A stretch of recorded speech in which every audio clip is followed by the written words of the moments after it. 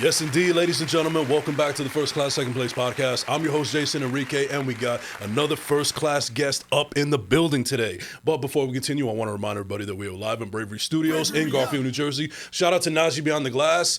And you can't get a whole, I don't know, can we get a wide real quick of the new digs that we got here? The studio is looking nice. Got some new stuff in here. Got some new microphones.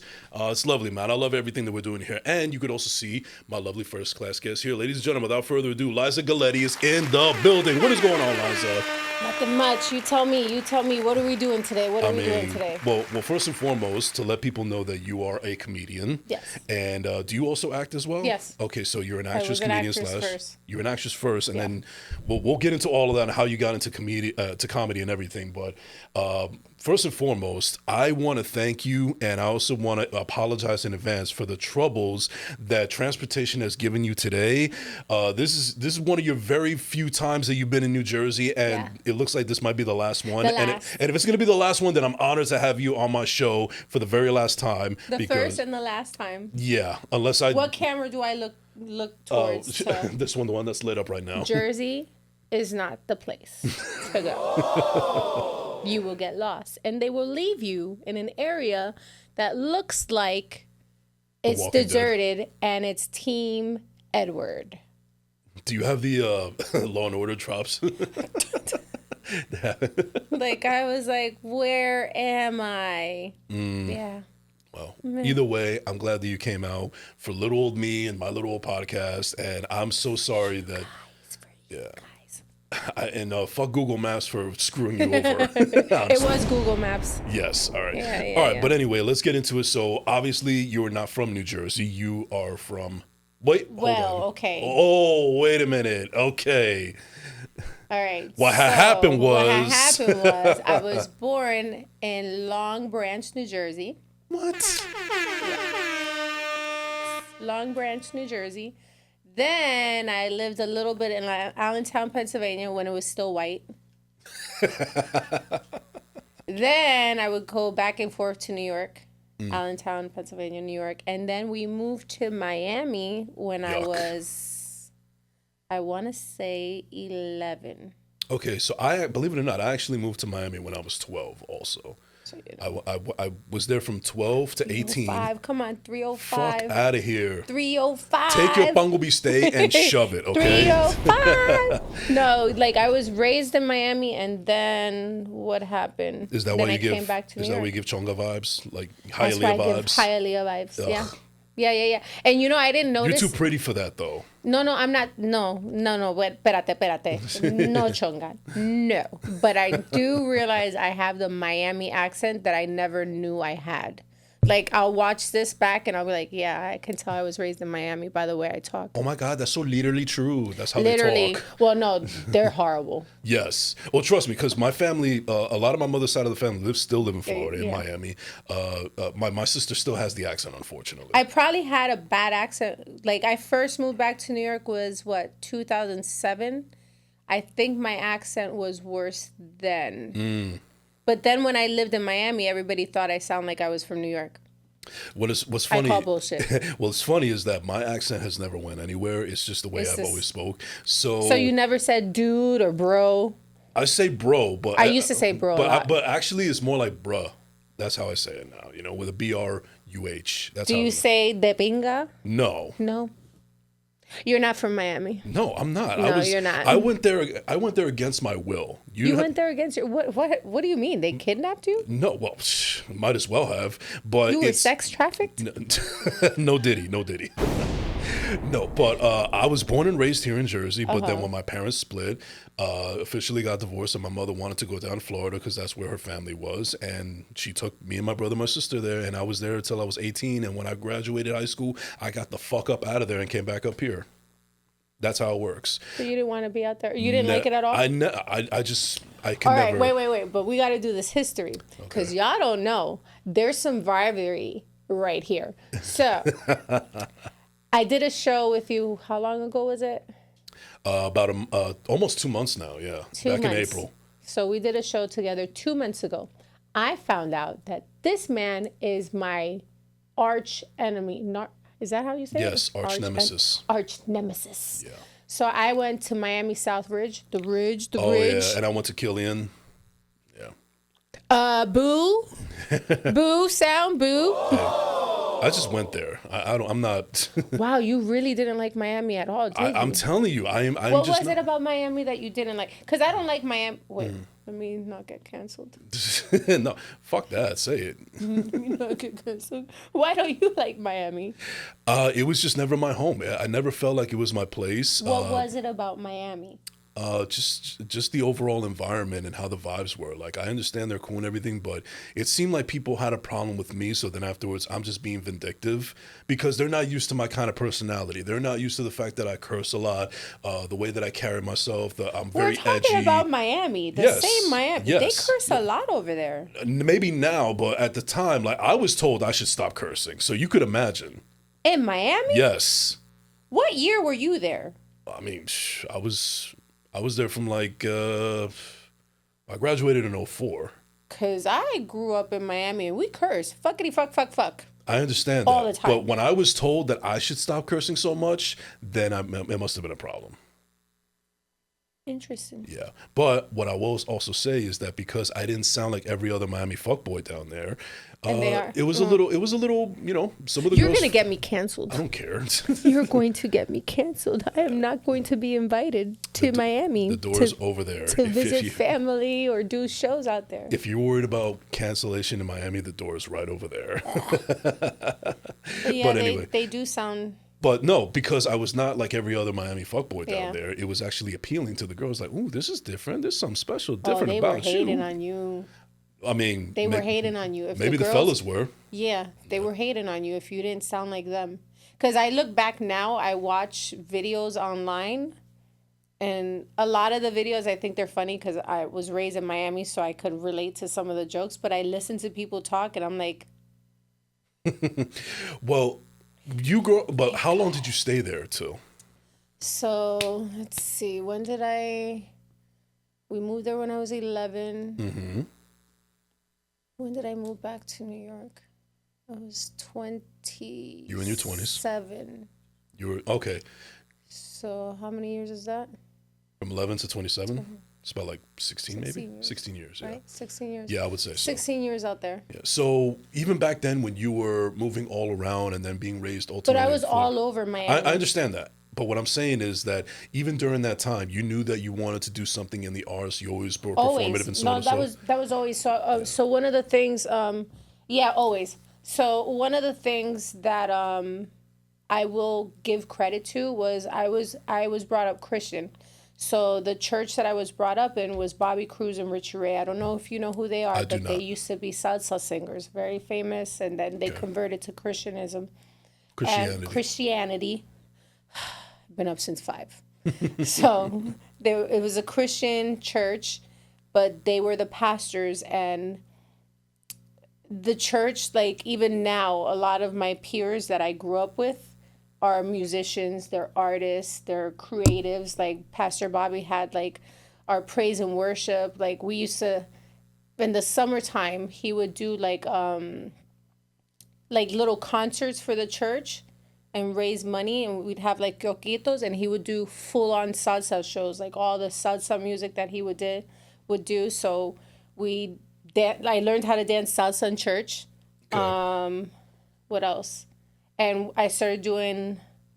How did it all start? Because I feel like the church was the base. And then I want to say in junior high school, I had wanted to get into journalism. Okay. And TV production. So I was into junior high school. We had like a great... Oh my God. You're bringing up memories. Like McMillan Middle School was the middle school I went to. And we had a like TV production program. So I had started doing TV production. I used to do the morning news. Mm-hmm. Like first I started out as lunch girl. I would say the lunch for the day. Yeah. And then they moved me over to good morning and welcome to. And then during that time, my drama teacher gave me... John Leguizamo had a play called Mambo Mouth. I remember Mambo. it. Was it Mambo Mambo Mouth? Mouth, yeah. And then I kind of stopped doing TV production and got into theater. Mm-hmm. And then in church, they would do talent shows. And I remember we used to do like praise and worship. I don't know if you know anything about church, but praise and worship is a bunch of girls and they're dancing and they do shows like praise and worship. I'm aware, yeah. So when we had a talent show, I remember my sisters and the girls, they took a group and then I was left like with nothing. And I remember one of the church pastors came up to me. He's like, "Don't you do acting?" And I was like, he's like, "Why don't you do a monologue?" So that's when I started to want to do acting. And then I started doing modeling when I got older. So for me, I mentioned this on the show before that I wanted to become an actor when I was 6 years old, but I never really pursued it because I wasn't just really shown the way, and there wasn't a lot of opportunities that I should have taken advantage of at the time, and so on and so forth. And I was not really, I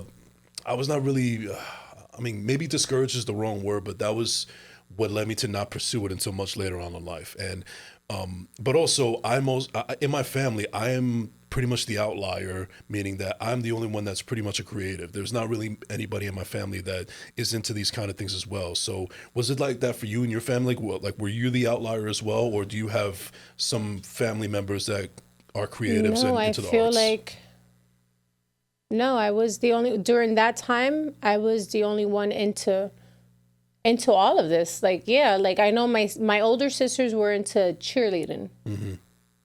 That was about it. I was the one that was into the arts, like really, like wanting to be an actor. I was taking theater in school. I went to audition for New World School of the Arts. And then I think I had gotten past, I think they had like a waiting list. Mm-hmm. And that's where I wanted to go, New World School of the Arts. And then my stepmother said that she wasn't going to allow it. Mm-hmm. So I think after that, I kind of stopped pursuing it as much because I didn't have that foundation. And then I got caught up in life, and that's pretty much how it happened. And with I've me done as it well. on my own. Like, yeah. But I don't. Now that I think about it, I don't remember how I got back.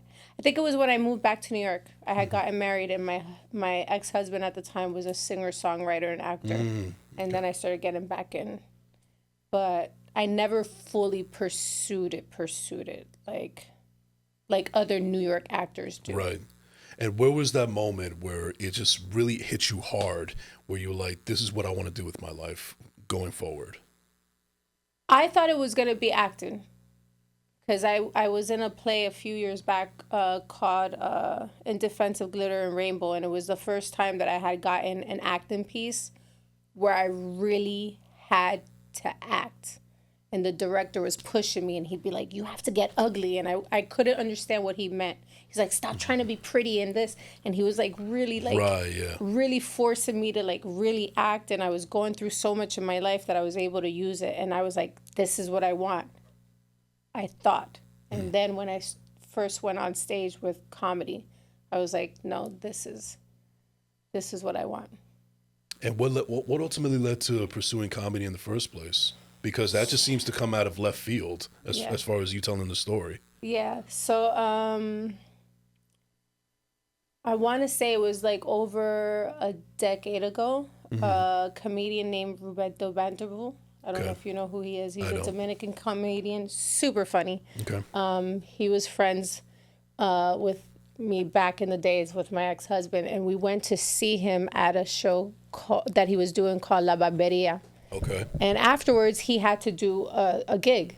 So he was like, "Oh, you guys should come out." But before we went, we were like goofing around. And he was like, "Yo, you know, you should think about doing comedy because you're like a goofball." And I was like, That always stayed in the back of my mind. And then fast forward, how did it happen? So when I was doing the play, oh wow, I just realized how everything tied in together. When I was doing the play In Defense of Glitter and Rainbow, the woman who wrote the play, True Rodriguez, at that time was part of a program called Momentum Education. And I was going through so much at that time. I was about to get divorced. I was just not in my best. She was like, you need this. So I went, and it was a program where it empowers you and self-help. And during that time, we had a leadership program. Okay. Wow, you're really making me go back. Oh, no, this is good. We want this. Yeah. Yeah, it was a leadership program, and the leadership program was 3 months, right? 90 days, and you're with like 60 other people, and you have to create this thing where in different aspects of your life, so let's say family, work, community, arts, and you set up, it's almost like a challenge. Okay, what am I going to do in my community? At that time, I had an organization. I still do, but I haven't been doing it, called Angels of the Night. So I used to feed the homeless. So I was like, okay, with community, I'm going to feed 1,000 homeless. And then they would tell you, okay, by when? So they give you an actual date, right? Like by when? So you have to say, okay, by. Now, mind you, it has to be within those 90 days.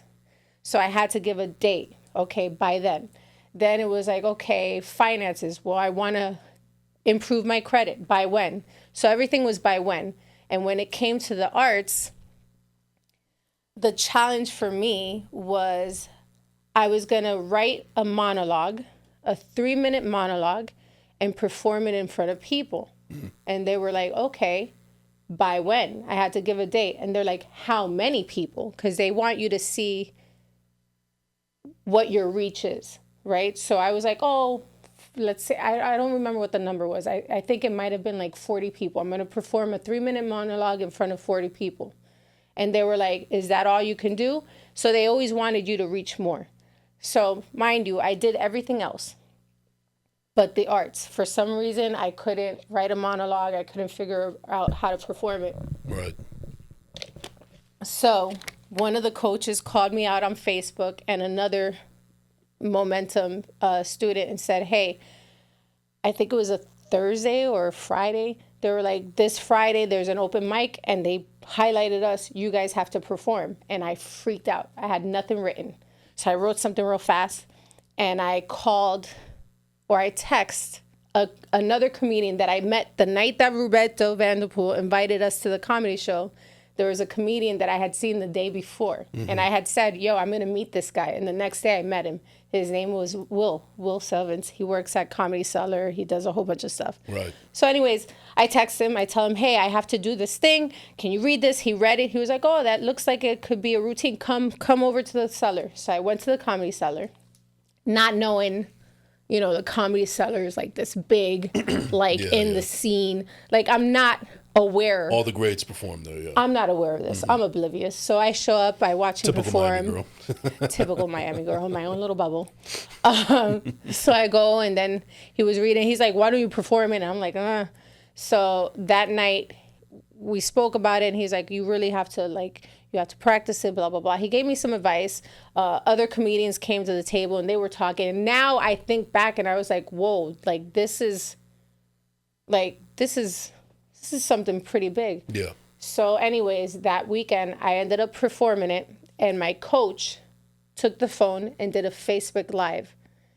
And within that Facebook Live, 4,000 people saw me perform my 3 minutes that ended up being like a short little routine. Yeah. 4,000 people. Mind you, I think it was 400 people to see it. Okay.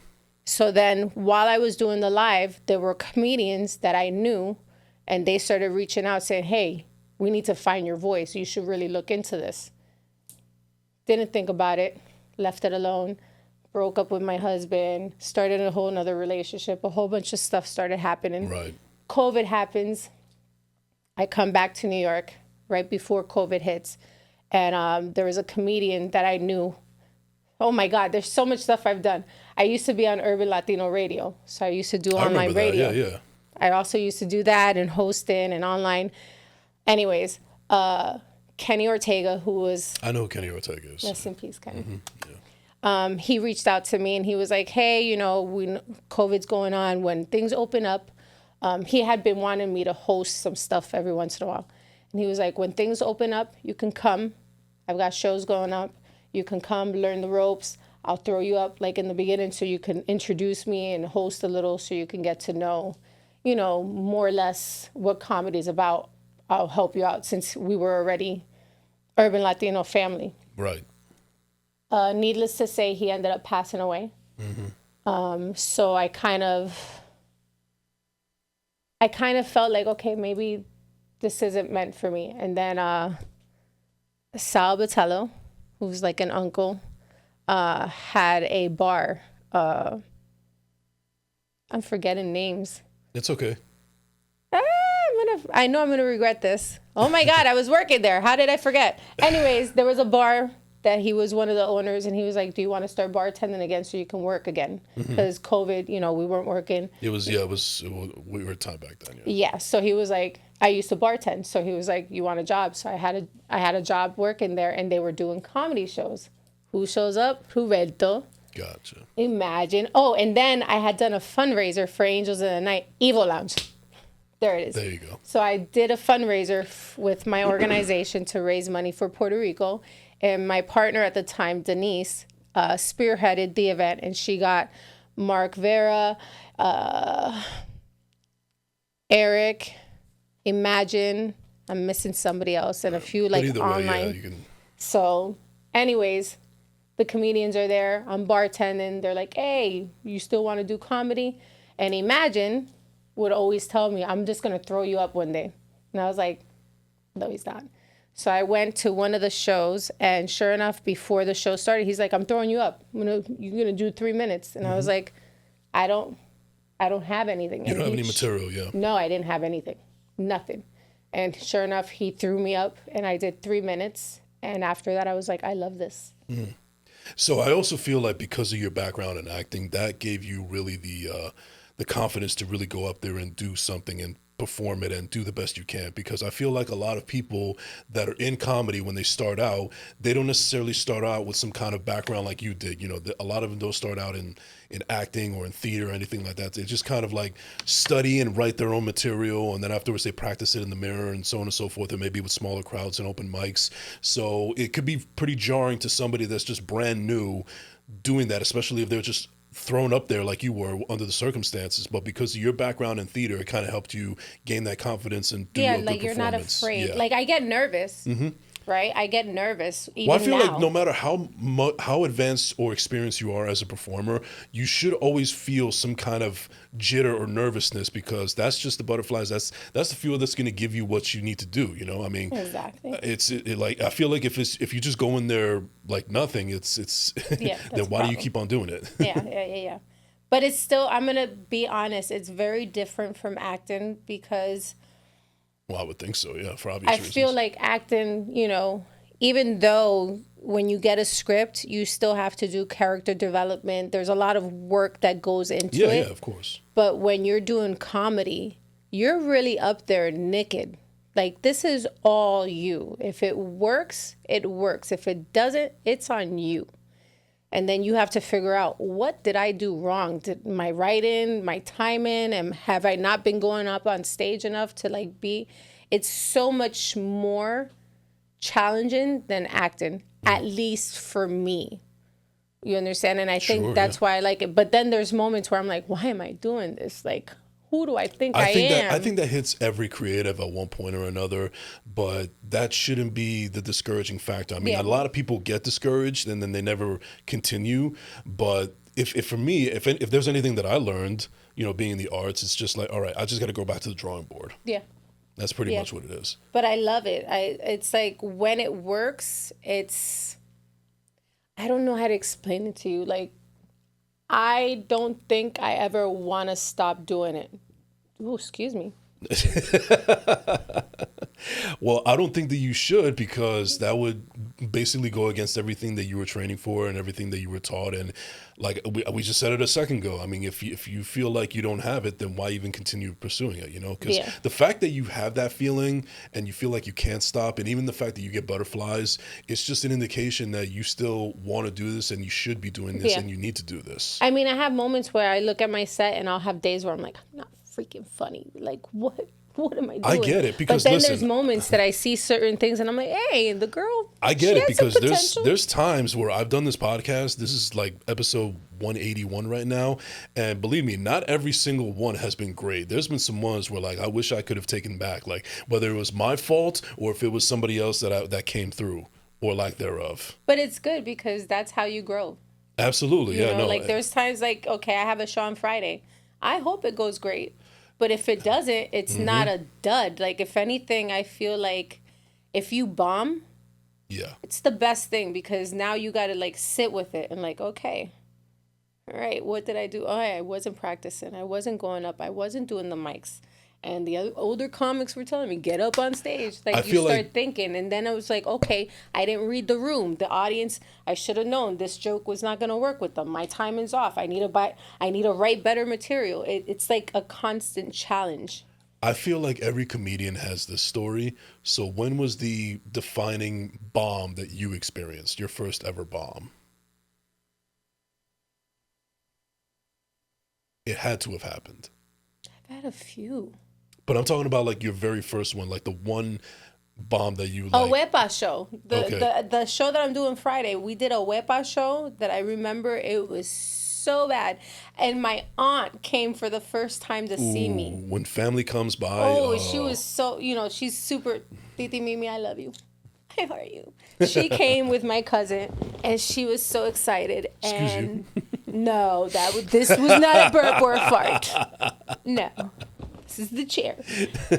She came and it's like I can't even blame the audience for not being like some shows. The audience, I don't know if they're afraid to laugh or if it's a small audience, but I remember that day it was just everything was off. Like everything was off. The timing was off. I was tired. It was so bad that what was it that my aunt told me? Yo, she basically was like, I respect you. You kept going. I was like, does that mean I should have walked off the stage? But the fact that I kept going, I did good. I was like, wow. That's just another way of saying, at least you tried. She was like, I wouldn't have been able to do it. And I was like, Now, what I would like to know, because I've seen your routine a couple of times now. Ironically, since we're talking about full circles, the first time I ever saw you was at a show. I forget the name of it, but it was actually in my hometown of Hawthorne, New Jersey, where I grew up in. And it was a year ago. Yeah, exactly. Father's Day. Exactly. Yeah, Father's Day, and it's exactly. coming up. That's when I first met you and saw your act and so on and so forth. And then I saw a couple of things that you've seen on social media that you did on social media. Yeah. And I saw obviously your set of that event that we had with Michelle Kyoko about 2 months ago. So Shout outs to Michelle. shout out to Michelle. But I guess the question that I really want to ask, because since I've seen your act a couple of times, how would you describe your comedy? Like, because I know that there's comedians out there that they're self-deprecating. There's some that are like very shoot for the moon. There's some that are grabbing by the balls, that kind of stuff. Like, how would you define your specific comedy? I think I'm self-deprecating. I think there's different types of comedy or comedians, right? There's some that give their viewpoints. Observational. Observational. Yeah. I don't think. Well, lately I've been trying to write observational stuff to try to like, but it's more about whatever I'm going through. Right. And when I first started, it's really more about what I'm going through, like, and then hoping that somebody in the audience has gone through what I've gone through. And that's pretty cool when somebody comes up and they're like, hey, yeah, that happened to me. And that kind of makes sense to me as well, because I remember after you finished your set with Big Red and Black Rose and all that. My brother, Big Red. and also shout out to Black Rose, a former guest of First Class Second Place. But I remember Sophie. Yes. How can I forget? Rose. I love my girl So's dope. Sophie dope. Oh my God, I love Big her. Red. She's so funny. Black Rose, yeah. All of them. So you were saying. So after the show, when we took pictures with everybody and getting to know everything, and also I'm naturally in networking mode. I'm looking for people to come on my show. I'm talking to you, and I enjoyed your set, and I'm telling you that I have a show that I would like you to be a part of, and so on and so forth. And then fast forward a year later, you're here now. But what I remember about that initial meeting was, you not only did you have a funny set, but when we were just talking, just you and me personally, I felt like you let your guard down for a little bit, and you were going through some things personally in your life, and you were applying it into your comedy. But in that moment, there was a moment of vulnerability. I think that you had mentioned something about your father and this, that, and the third. So this was one of the Oh things that man, yeah. this is one of the things It that was was Father's Day weekend. I was yeah. oof. And this is one of the things that led me to wanting to have that conversation, because I feel like you not only did you want to talk about it, but in that moment I felt like you really needed somebody to talk to at that moment. And being somebody that And I also lost, remember I told the audience, right. remember? And being a guy that I lost my father as well, that I could definitely understand where you're coming from. Yeah, I So remember now that you said it, I remember trying to tell and even now,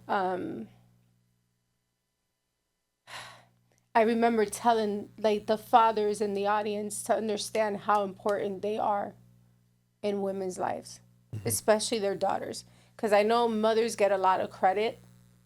God bless my mom and my stepmother and my aunts, all the beautiful women that I know that are the backbone. But men, fathers in particular, do not get the praise that they deserve. And some of them don't understand how important they are in a daughter's life.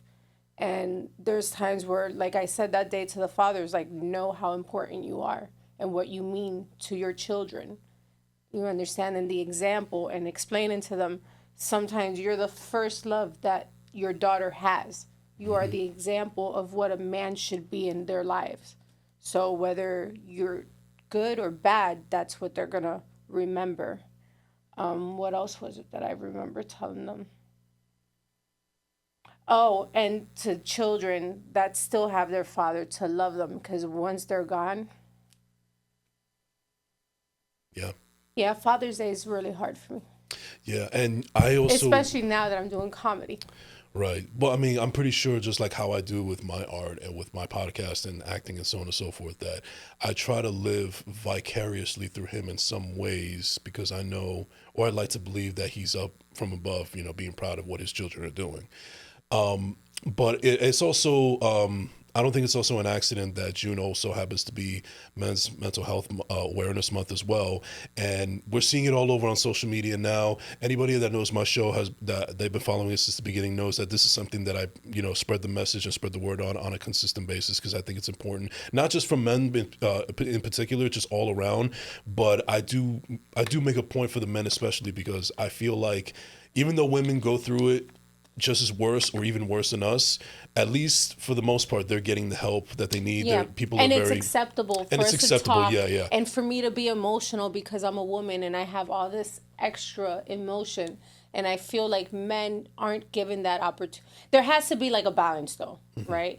But I feel like for the most part, men don't get that. They weren't brought up in that way, at least in our generation. It was like, man the fuck up, right? right.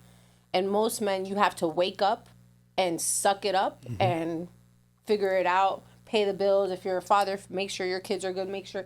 It's so much responsibility on men that it, in a way, I feel like it's unfair. Yeah, But then we're also living in a society where we just had this conversation at my job where there has to be like a balance, right? Because now there's guys saying, "Oh, I want women to open the door for me," and I'm like, I don't need all that, but we wanted you to express your emotions, not right open your door, buddy.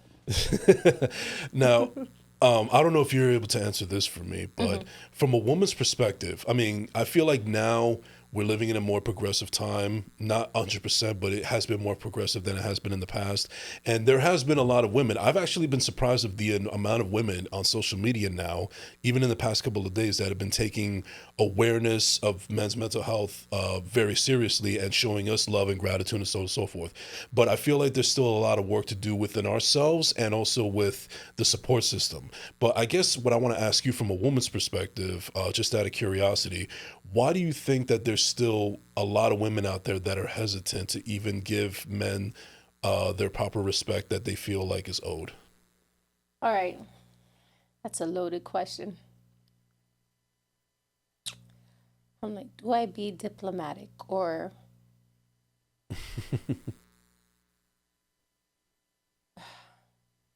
it's a loaded question. I feel like maybe there's a lot of trauma, at least for me, like being in different situations with men. You understand? And there's times where we don't get the support we need, right? We end Yeah. up being victimized or all this stuff. And it's usually by men. You understand? So there's times where it's almost like I want to be cool with you guys, but not really.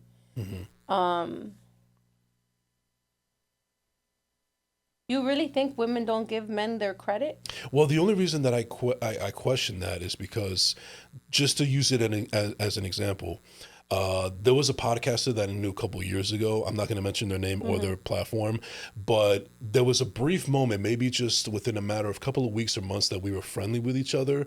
But then something went sideways, and we're no longer friends. We're no longer colleagues or whatever. And a lot of it had to stem with the fact that I just couldn't help but feel like whatever trauma and whatever she's gone through in her past, it has allowed her to not have a lot of respect, if any respect, for men in general. That goes back to what I was saying, right? A lot of times, and this is where I get upset, because people are like, you can't bring your past. When you've been traumatized, right, or gone through a traumatic experience or a bad experience, any type of experience, and it's with the opposite sex, unfortunately, most of our traumatic experiences have been through men. You understand? Absolutely, So yeah, how yeah. it's almost I'm not like, absolving that at all. There's and I'm plenty of not chapter saying, and verses. and I'm not blaming men, because sometimes me, No, I understand that, but I I'm can just use saying myself as an example. But I'm just saying there's chapter and verses of plenty of situations where the men was at fault. Yeah. So you got to understand that's not going to go away. Yes. In my situation, I've learned, okay, instead of thinking from a victim's mentality, okay, what was it that I did that put myself in that situation, right? That this person felt they had the right to victimize me or whatever it is. But that trauma, we carry it with us. It's almost like a resentment. It's underlining. You understand? And maybe we haven't noticed it, and that's how it comes out. Yeah. But then I also feel like we're living in a time where the roles are not as solid as they were, right? Where before growing up, it was like the man is the head, the woman's the woman, right? And then now women have feminism or whatever, and they're working. And then it's almost like there's so many mixed messages, right? There's men that want women to be submissive, right?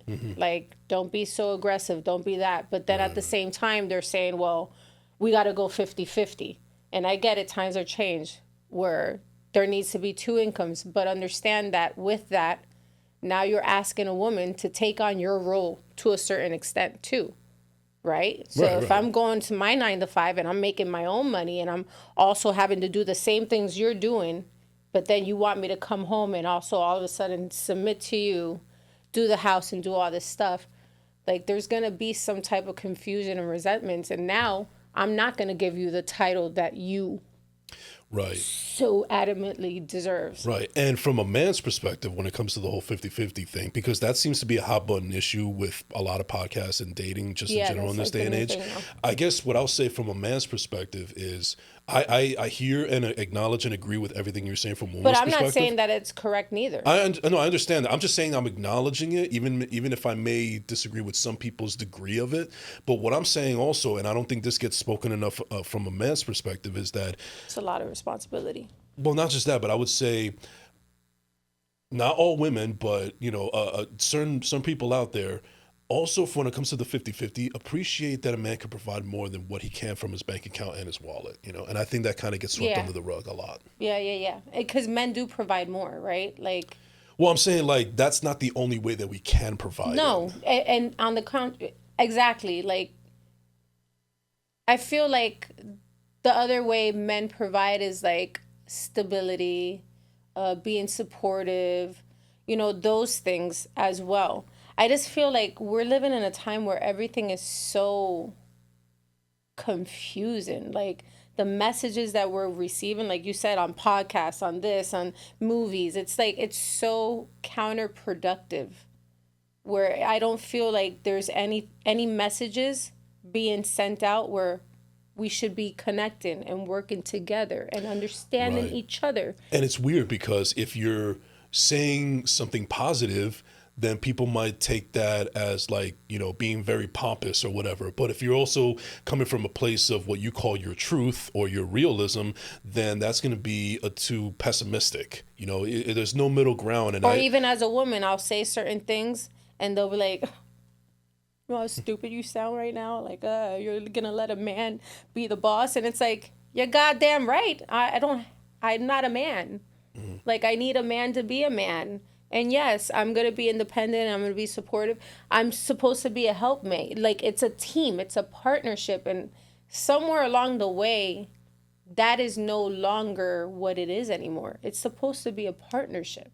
Right. You understand? Both working towards the same goals and support. And when he's down, I get up. When I'm down, he support. It's supposed to be like, I don't know where it got lost in translation where it's like everybody's disposable now. I feel like by definition, partnership means equal parts, 50-50 essentially. To a certain degree, because remember, we're built different. Mm-hmm. So you can't expect a woman to think the way you think. We're not wired the same. You understand? And even strength-wise, we're not wired the same. Even if you're a strong, we're not. There's some differences. They are. Yeah. So everybody has to understand, okay, this is your position, this is my position, this is your strength, this is your strength, this is my weakness.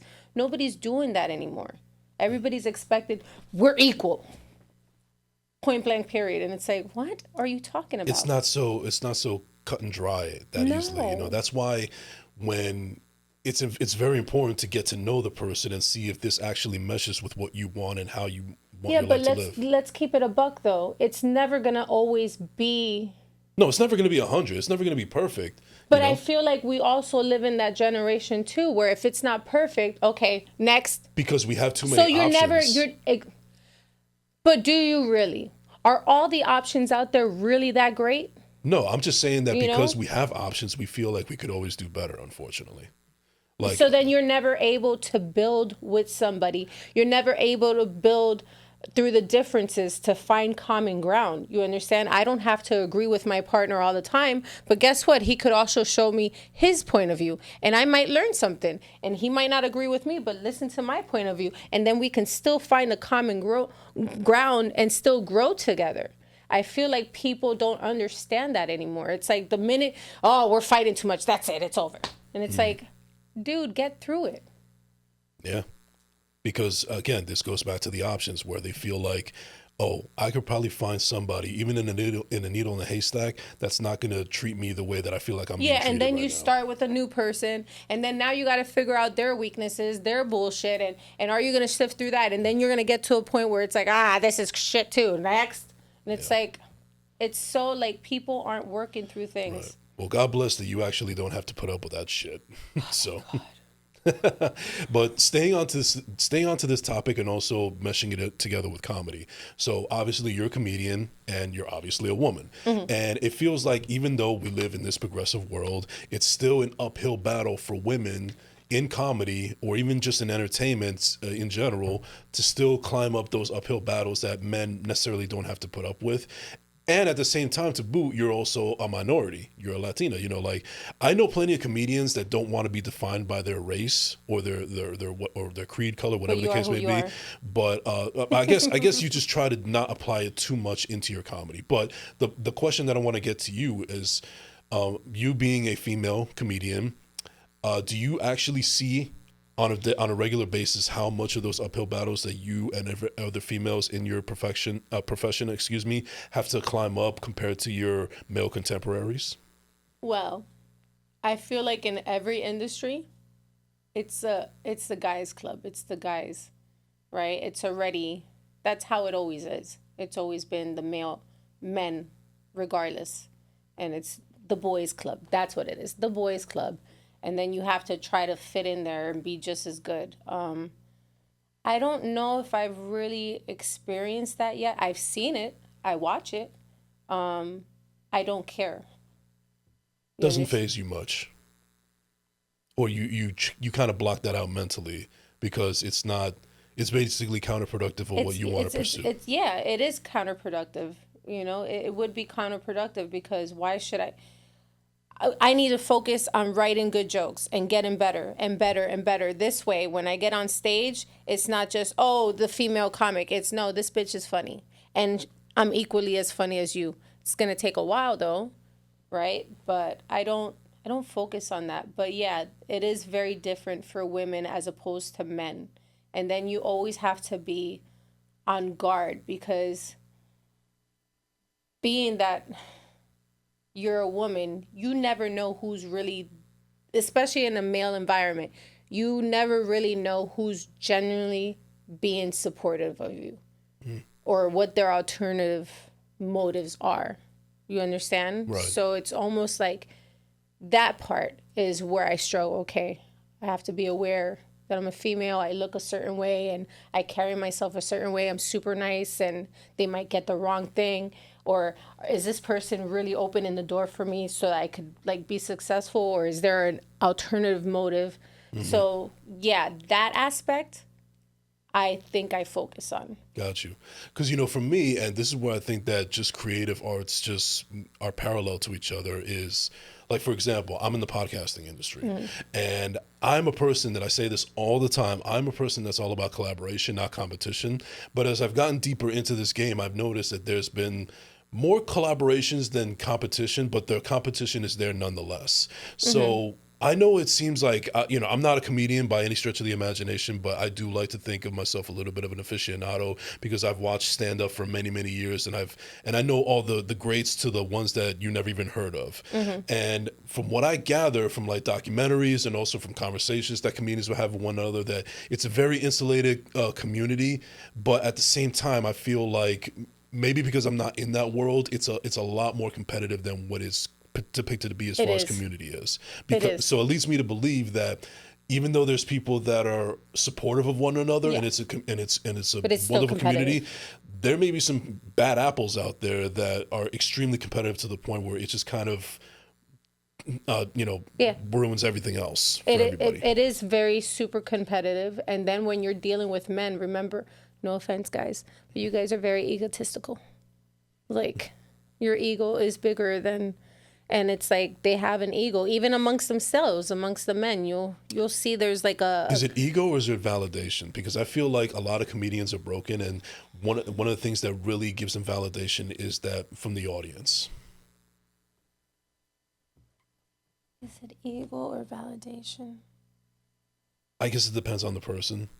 Like maybe there could be a person that appreciates the validation, but then there's people that take it to the extreme. That's a good one. I never thought about that one. But then it's like, to a certain extent, competition is good, right? Because it pushes you to be better. Like if it's healthy competition, exactly, cool. Yes. You understand? Like there's times where there's certain comedians that I know, because I'm very, again, like Big Red is like my brother from another mother. Shout out to Big Red. Love that dude. Bro, you already know it. Love you, man. But I don't feel like we have competition, but we do push each other, right? Like I'll get off, let's say I do a set. He'll, come here. Hey, this didn't work, this didn't. So I don't think there's competition, but we actually tell each other, hey, you could have done this better. And hey, the last time you didn't do it like this. You're not doing it. You need to practice. So that's cool. There's support like that. But there is healthy competition where it's like, somebody will get off and they'll be like, yo, I killed it. And it's like, and like they're kind of like letting you, I killed it. What are you going to do? And it's like, oh, fuck. All right, motherfucker. You did good. Good job. Good job. Good job. Fucking A. I got to be fucking funny. I got to follow up. So that competition's cool. But there is a certain competition, and I've tried to stay away from it. I try not to focus on other, because, okay, my way of thinking is, the stage is big enough for all of us. One day That's how I feel about podcasting. It's one day you, one day me. One day you, maybe not me. Right now, it's your time to shine. You understand? I got to put in more work so I could have my moment. It's like I try not to focus on that, because then you'll get so like, oh, what am I doing wrong? Oh, and it's like, it's this extra noise that you don't need. I already have enough noise in my head to worry and compete, and whether the men are getting more or the women are getting more, or I have enough worrying who's really supporting me. But because of having that tunnel vision that you have, so to speak, does that ever have a chance of rubbing off other comedians thinking that you may be holier than thou because you're kind of in your own world, per se? I don't think I'm just in my own world. Like, if anything, it probably prevents me from booking more because I'm so... What's a good word? I'm very prideful. Like, I'm not... And one of the things I'm noticing in comedy, you can't be too... You have to be prideful, but you can't be too prideful. I'm one of those people that I'm not going to sit here and beg everybody to put me on a show. Right. You understand? It's like, if you book me, you book me. If you don't, oh well. And that's bad because you need to get booked. Sure. So that's one of the things that I'm learning. Okay, I need to not... I'm so involved in my life and what I'm going through, and that I don't want to focus, and I don't care. Like, that's the one thing that I'm learning to work over. Like, asking people, hey, if you have a show, put me up. I usually just wait until somebody books me. To anybody out there that is aspiring to do something that they want to do with their dreams, and they have all these goals and aspirations that they want to do, but they're feeling that sense of discouragement or scared or fear, anything like that, what would you say to those people that are listening and watching right now? Jump. Just do it. Just do it. Just do it. You never know what it's going to be. Like, you don't know what doors that's going to, what's going to open. And if you don't do it, it's almost like, what if? You understand? You're always going to sit with regret. Like, what if? Oh, man, I should have. You understand? It's not that scary. Like, just do it. Just do it. No matter how crazy it sounds, no matter if you don't know how to... Hello, look, I'm doing stand-up. I had no idea I was going to do this a decade ago. This was never in the game plan. I had no idea. Well, I did know a few comedians. You just didn't think this would be something that you'd be pursuing, per se. No. Right. And I get that, because 10 years ago, I didn't even know what the fuck a podcast was. And now I feel like I'm one of the most consistent podcasters in all thought of I was New going to be Jersey. doing... I thought I was going to be over there. Ain't that some shit? I thought I was going to be over there. Like, I was so into interviewing and all this stuff. That's what I thought I was going to be doing. And I mean, it's never too late. It's never too late, but I need to focus on one thing. My brain is all over the place. I need to focus on this comedy and writing and getting better. And hopefully in 5 years, we'll all be like, the bitch is funny. Well, whatever trajectory you do in life, I just have one advice for you. Do not use Google Maps. Dude. Google, I don't care if you cancel me. You guys are assholes. Google Maps is the worst. To give the audience a little bit of a context, you came from New York, and you put in Google Maps on what you had to do to get here, and basically they fucked you over. Yeah, I even bought tickets, round trip, according to what Google Maps said. And it said I was supposed to get off somewhere. And when I got off where it told me, the whole directions changed and it was somewhere else. I was like, what the fuck? Fuck you, Google. Fuck you. Suck a dick. I'm sorry. It's not ladylike. It's okay. You kept it real, and that's all I could ask for.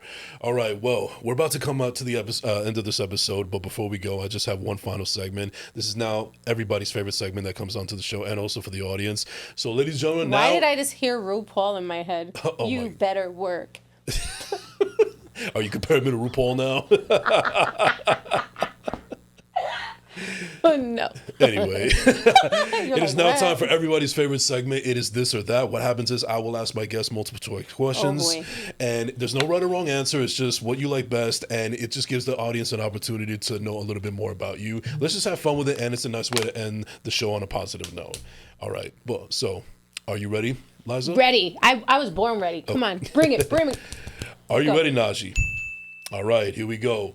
Ladies and gentlemen, for This or That, you, Miss Galletti, playlist or podcast? Playlist. Slides or Crocs? Slides. Beach or pool? Beach. Hello. Miami girl, yeah. Dogs. Like, oh my God. Dogs or cats? Dogs. Are you an early bird or a night owl? Night owl, but I have to be an early bird because I got a 9 to 5. I need this comedy to work. Shit is not for the weak. No. Instagram or TikTok? Instagram. I can't understand TikTok. There's a few videos. Instagram. Yeah. To give or to receive? Give. I'm telling you, when I was feeding the homeless, I felt alive. Like I had a purpose to see somebody smiling. Just give love, just be there, give. Are you an introvert or an extrovert? Both.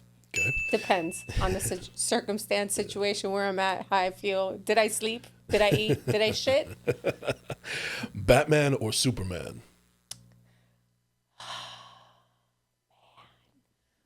Oh, why is this one hard? I love them both. I'm Batman. Iron Man or Captain America? Iron Man. All right. Wait, Captain. Oh, come on. You're messing me up with this stuff.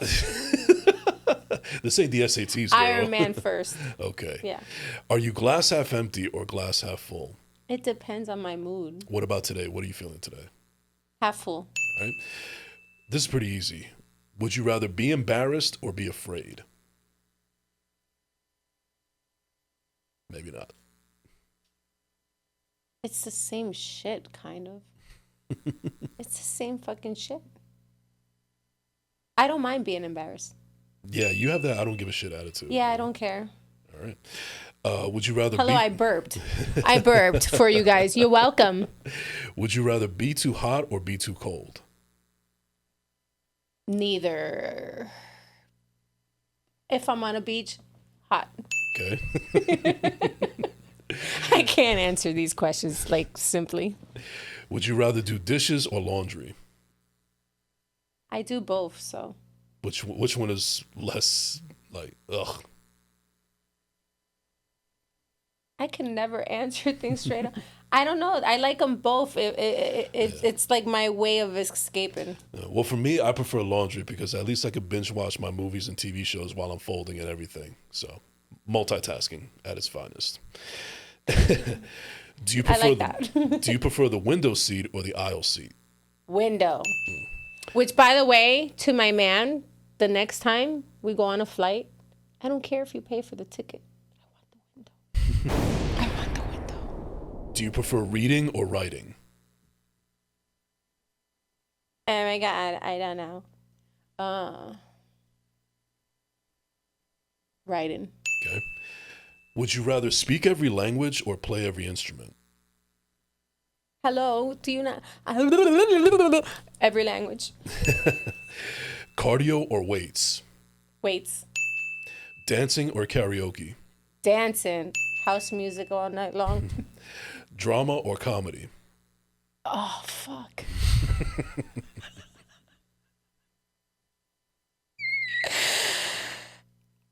I'm both, so I don't have an answer for that. Just say both. It's fine. I'm both.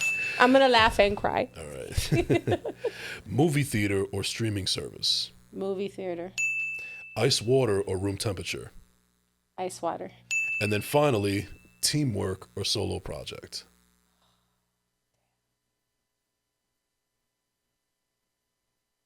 I hate you right now with this one. It depends on what. I can never do a straight answer. Because I'm so crazy, maybe solo project, because I don't think everybody's going to understand all this. Unless it's a bunch of crazies just like me. Teamwork. If not, me, myself, and I. Dun, dun, dun, dun. All right. Ladies and gentlemen, that is going to do it for this or that. And that is going to do it for my lovely guest, Liza Galletti, for here on First Class, Second Place. Thank you so much for coming. And this is me being up since 5 o'clock. Real quick before we get out of here, is there anybody you want to give a shout out to before we close out? Oh my God, I have a long list. So first of all, Jamie Roberts, Nikki Sunshine, Comedy in Harlem, biggest supporters, Big Red, Mark Vieira, Sarah Contreras, Gina, Brion, and of course my whole comedy family, my mother, and my partner. Oh. And me. I did it. Shout out to me. you. Shout out to me. To me. Liza, where can they find you on social media real quick? Liza Laughs, LizaLaughz on TikTok. Follow me on Instagram because that's where I'm usually at. And yeah, come see me at one of my shows. Comedy Hopefully I in can Harlem. make you laugh or cry or just feel better about your life. Well, I appreciate you taking the time, crossing the bridge for little old me and this But podcast. this is really what we were supposed to do. Therapy Go session. ahead, ask a question before we leave. Food truck or bodega? Food truck. I'm not Dominican. Liza, thank you so much for coming through. We really appreciate Que it. lo que? And ladies and gentlemen, you can find me at I am Jason Enrique on all social media platforms. Don't forget to like and subscribe on YouTube at Jason Enrique. Thank you so much for tuning in. We will see you next week. This has been the First Class, Second Place podcast. We out.